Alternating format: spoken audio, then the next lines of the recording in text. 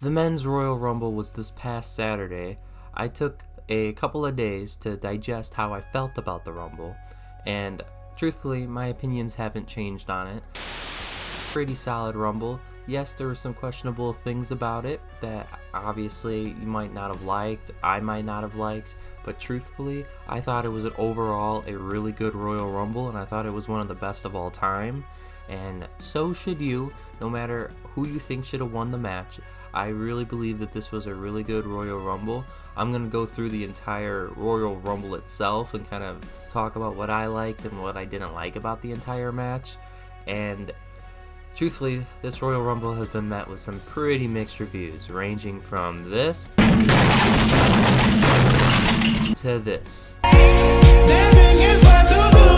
Let's be real, this Royal Rumble, it's definitely questionable. I'll tell you, I'll give you that. It's questionable.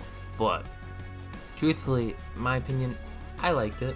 I don't know about you, but I liked it. So let's get into it.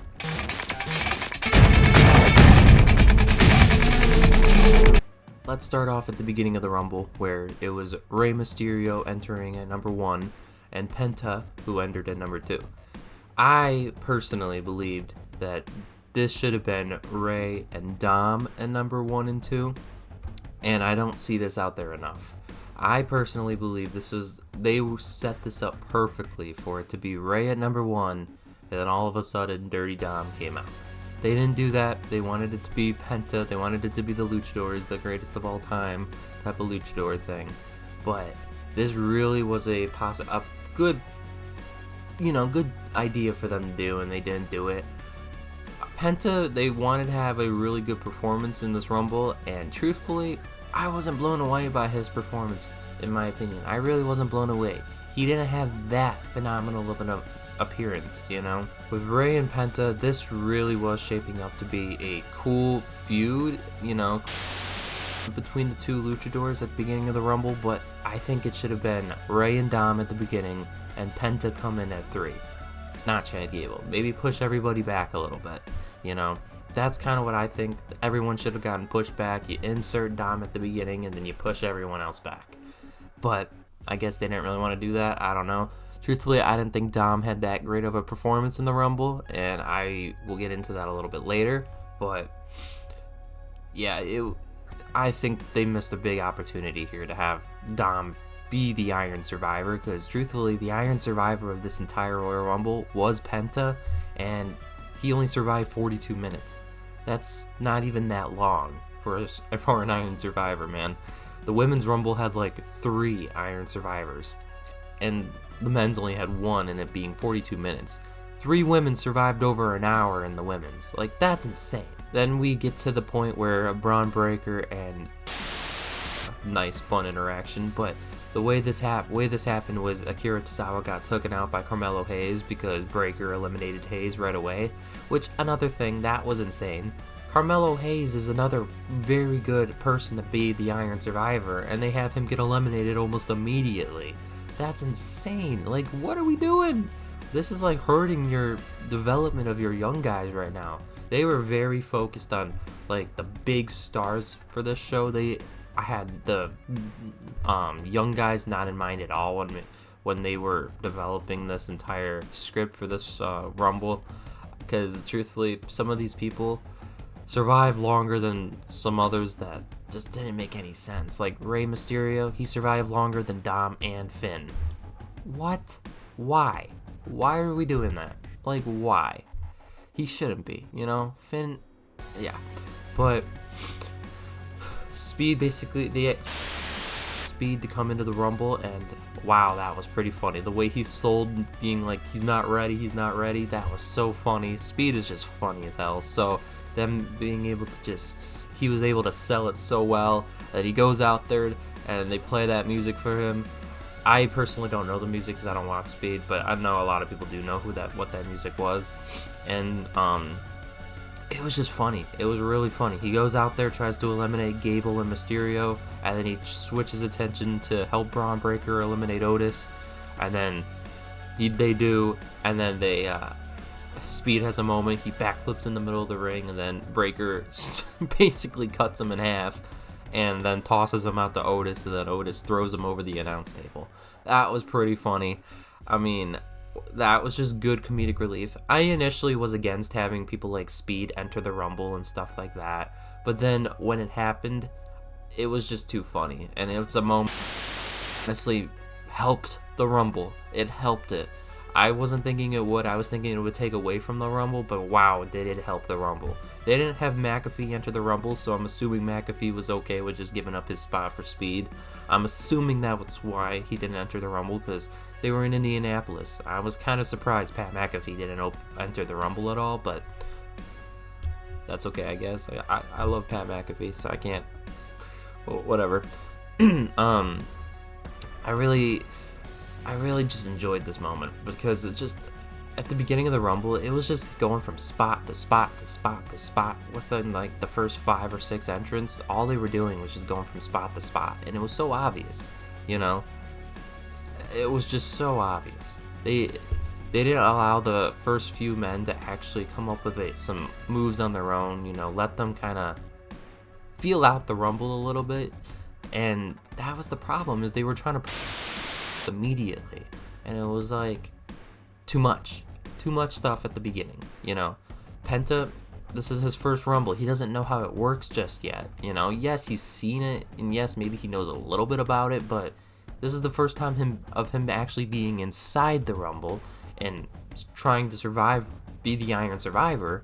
So we got to give him time to like understand what's going on, and they didn't do that.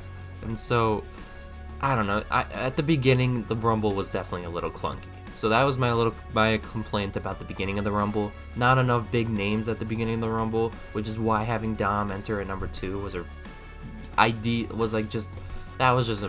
something that they really should have done, and I don't know why they didn't do that. And then we fast forward to when Roman Reigns enters at number 16. That was a very surprising entrant, because that was just such a random number for him to enter at. That was really caught me off guard 100%. I was not expecting him until like the late 20s, possibly number 30. I was not expecting him until then, and he comes in at number 16. You know, he comes right after Joe Hendry. Everyone say it with me. I believe in Joe Hendry. But, yeah, this was just so... It was good to see Roman Reigns square off against the biggest name in TNA and basically destroy him in like 5 seconds. That was pretty funny. Basically showcasing that Roman Reigns, no one is on Roman Reigns' level except Braun Breaker, who goes and spears Reigns, and everyone thought Roman Reigns was going to get eliminated there. Everyone who doesn't know wrestling very well. Yeah, I knew right away that I was pretty confident Reigns was going to do what he did, and he reversed it. He was able to reverse throw out Braun Breaker, and Breaker got eliminated by Roman, but big moment for Braun Breaker there, basically spearing the biggest person in the entire industry, and just wow. And I wouldn't be surprised if that was Roman's idea. I wouldn't be surprised if Roman came up with the idea to have Breaker spear him. I mean, seriously. Roman Reigns at number 16 caught me completely off guard. That was a surprise, but wow. And then number 17, Drew McIntyre, who I personally believe should have thrown out Roman Reigns in this Rumble. Drew was basically going on a Bloodline Hunter run where he was basically hunting the Bloodline, and then they basically completely abandoned the storyline. And if some of you don't know, Drew basically had a big outrage. He basically exploded on people in the back once he got eliminated, and from what I can tell, it's actually real, and he really did snap at people, and basically big outburst, you know, it was bad. And I can't blame him, because basically they're going to have him enter a Damian Priest feud, most likely. That's what I've heard, is that they're gearing up for him to have a feud with Priest heading into the WrestleMania, because Priest is the one who eliminated him. But they shouldn't have done that. I think McIntyre versus Roman was the play for Mania, and they're not doing that. You know, I don't know why they're abandoning that storyline. I think it's more or less to give Priest something big, but Priest's not ready yet. McIntyre had an amazing 2024. Reward him. Not with a Damian Priest feud. You gotta reward him with something bigger than that. And I think it called for Roman Reigns. And they didn't do that. They didn't pull the trigger on that. They wanted it to be Roman versus Seth versus Punk, which, don't get me wrong, that's going to be a great match in itself, but that's another match that just didn't need to have all three of them in the match, you know? And so, it sucks because WrestleMania called a lot more 3-on-3, or no, not 3-on-3, a lot more triple threat matches, and that's because there's not that many spots on the match card, so it's like you gotta start beefing up your actual matches with more people, because that's your way of including more people on the card. But yeah, it's unfortunate because I really believe Drew should have been the one to eliminate Roman here. Drew basically did his fast-paced walk down to the ring, eyeing Roman the entire way. Roman looked confused, blah blah blah, and then they get to the ring, they basically square off, they go at it, and then, yeah, I was just surprised. I seriously was surprised that Drew didn't get the ability to eliminate him, and then Seth eliminated him, which I guess is, I mean, they say Punk eliminated both Roman and Seth, but it was kind of both of them. But, yeah, I mean, Seth, your feud with Roman in the Rumble than Drew had with Roman. It's like Drew was the one basically telling everybody that Roman was the monster and everyone needed to focus back on Roman. Why the hell was Drew not focused on him more in the Rumble? Like, I don't understand that. And Drew basically said something along the lines of people were getting in the way to, you know, help their own storylines when Drew got eliminated. So basically, Drew's elimination was weird. 100% it was weird. It was like all of a sudden he was out of the Rumble and you weren't really paying attention, because it was like, whoa, what just happened? And yeah, I feel bad for him. I really do, because as he said, Damian Priest is below Drew McIntyre a lot. And people don't really want to admit that right away because they're, I don't know, dumb. But let's be real here. Drew is leagues above Damian Priest. And I don't understand why they didn't just let McIntyre. That would have been huge for Drew. Absolutely huge. Punk did not need to do that. I mean, the Rumble is meant for people to eliminate people that are shockers, you know, like a Braun Breaker eliminating Roman, you know. Yes, Drew is a bit above Braun Breaker, but at the same time, that would be huge if Drew eliminated Roman, you know, because that would set up a feud for them. That would just, kind of like they're doing with Priest and McIntyre. They're trying to use that as a feud, which I don't understand why, but it is what it is. That's kind of the same thing, though, is they could have done something like that, and they're not. So it's like, I don't really know what you want, but okay. Yeah, so that's what I think about that.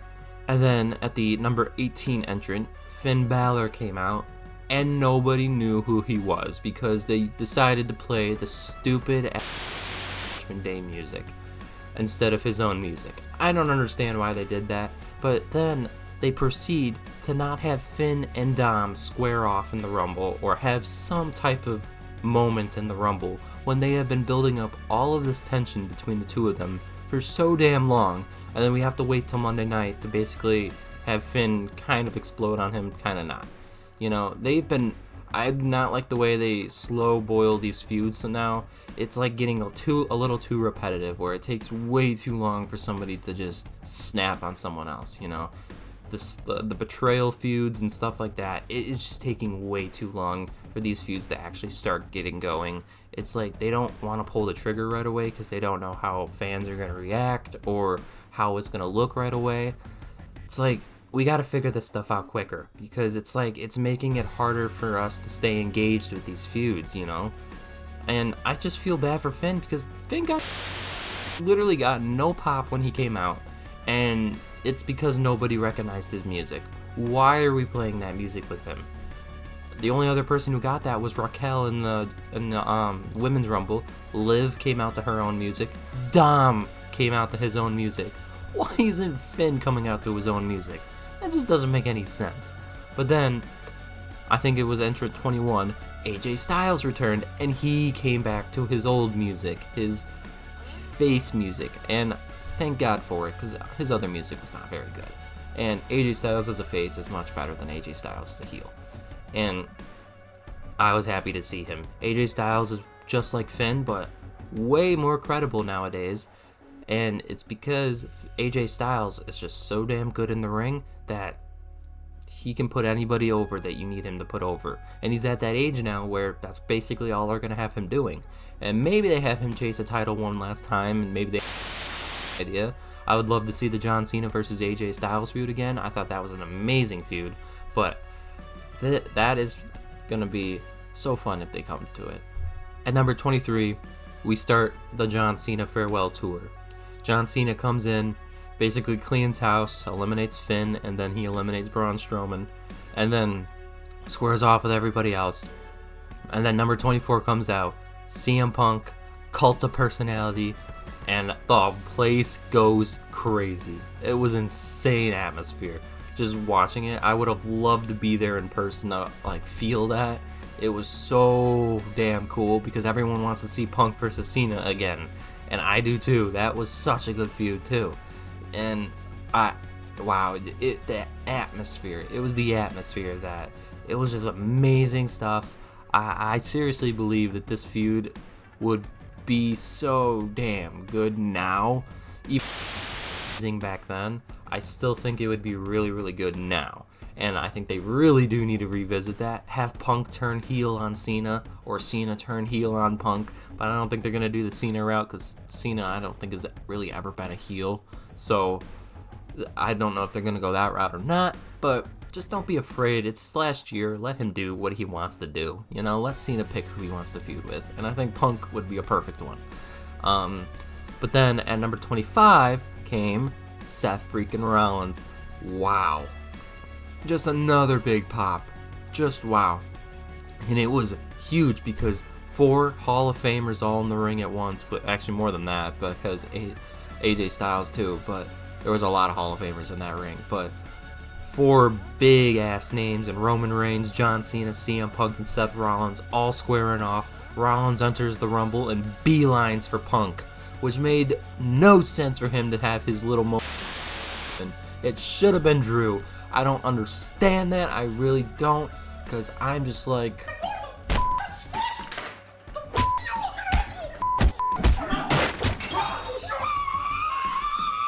but oh my god, that was so dumb. But have Rollins eliminate Punk and whatnot, or Punk eliminate Rollins like he did, and then Drew eliminate Roman. I just don't get why they didn't do that. But then after that, Dirty Dom came out, and everyone and Michael Cole said, "What a buzzkill!" And yeah, it kind of was, but kind of not. He's not getting the pops he used to get. I don't know why. And by pops, I mean the boos that he used to get. His boos have kind of died down a little bit, I'll be honest. He's not getting as booed as he used to. But it's because I feel like fans are getting kind of tired of him at this point. They want something different for him. And I do too. But we're not going to get that, and I don't know why.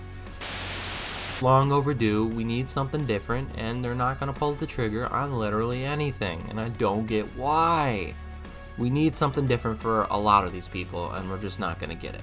And then number 30 enters, and I completely forgot Logan Paul was even in the Rumble. I'll be honest with you, I was like thinking it might be The Rock or something like that, or Randy Orton returning, and then Logan Paul's music hit. I'm like, oh, that's right, he's in the Rumble. I forgot. But yeah, that was pretty good. He helped eliminate all those people. Like, he eliminated AJ Styles at one point, and then he eliminated CM Punk, which setting up 2 amazing feuds for later on. I'm assuming he's probably going to start with the AJ Styles one, but who knows what they're going to do with that. I hope they do, because that would be a really good one in itself. But just, I think this Rumble kind of just caught a lot of people off guard. I'll be honest with you. I think it definitely caught a lot of people off guard, because having Jey Uso win at the end definitely people's Mania or Royal Rumble predictions. I know for sure it spoiled mine, but that was more or less because of CM Punk. But once Punk eliminated Roman, I was okay with that because Punk was still in the Rumble. Only for another 5 seconds, and then Logan Paul eliminated him. And then we were down to 3. Paul, John Cena, and whatchamacallit? Jey Uso. I don't know why I couldn't think of his name. I'm an idiot. But yeah, that final 3, no one predicted that whatsoever. That was kind of insane. I was not predicting that final 3 at all. And then their way of eliminating Logan Paul was kind of cool. John Cena was going to do an attitude adjustment to both of them. Jey Uso got off of his shoulders, and then he kicked Logan Paul in the head. Then Paul got off, and then John Cena was able to just eliminate Logan Paul. And then it was down to Cena and Jey Uso, and then they got out onto the apron, and then John Cena was going to do an attitude adjustment to Uso, got off, back into the ring, and then pushed Cena off the apron, and then Uso won.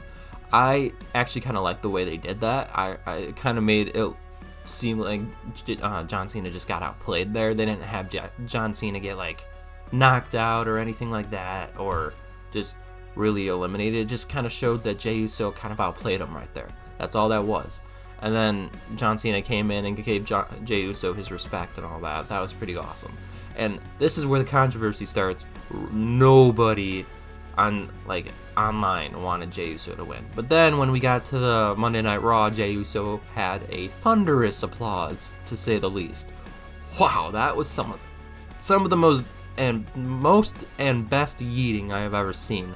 Wow. Pat McAfee led it from the announce table with Jey Uso in the crowd and at the ring. Wow, just wow. I don't know, man. That was some intense yeeting, to say. And Jey Uso cut a very emotional promo, and I think he just won over a lot of people by doing that. Some people were kind of upset by that, but then some people were just like, yeah, you know what, he was the right call. And I'm one of those people. I think Jey Uso was a pretty solid call. Yes, it kind of ruins a lot of matches that people want to see at Mania, but let's be real here. In terms of people who actually deserve to win the Royal Rumble, I would say it was between 2 people, and those 2 people being Jey Uso or Drew McIntyre. I would say one of those 2 people deserved the win because of the way they had performed in the year of 2024. The year of 2024 was the year of Jey Uso and Drew McIntyre by far. And I think Jey Uso was far more over, and they wanted a little bit more of a cheer and a pop for who won. And I think they just wanted to take a swing with Jey Uso winning. And honestly, I'm not opposed to it at all. I know online was not very. I mean, he on the YouTube video that they post about it, he had like 12,000 likes to 16,000 dislikes, which that's kind of insane, but it's nowhere close to as bad as Charlotte Flair's was. Wow. Charlotte Flair got booed when she came out at Monday Night Raw. That was kind of surprising, I'm not gonna lie. That kind of caught me off guard. I was not expecting the fans to boo her like that, but showed that her boos were legitimate from online. Online did not like her at all, and then it looks like in person people did not like her at all either.